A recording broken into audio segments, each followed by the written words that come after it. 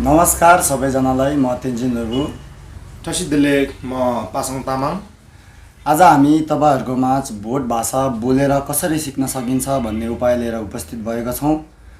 Vote भाषा सिक्न चाहनुहुने व्यक्तिहरूलाई लाभदायक हुन्छ कि भन्ने सोचमा हामी उपस्थित भएका हौं।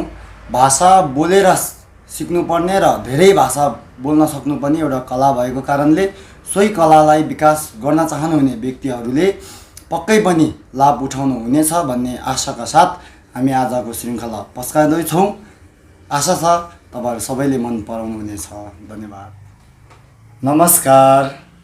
ठसिदले तपाईको शुभ नाम के होला? खेराङ्गी छेनखाङी सन्चै हुनुहुन्छ? कुसुक देबोइम्बे तपाईको घर कहाँ हो नि? खेराङ्गी खङबा खइ तपाई कति वर्ष पुग्नुभयो? खेराङ्गी लोकसरेसं तपाई के गर्नुहुन्छ?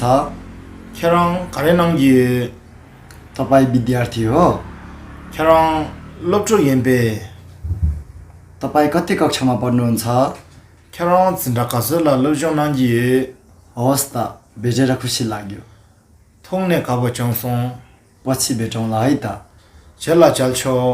धन्यवाद। तुजिसे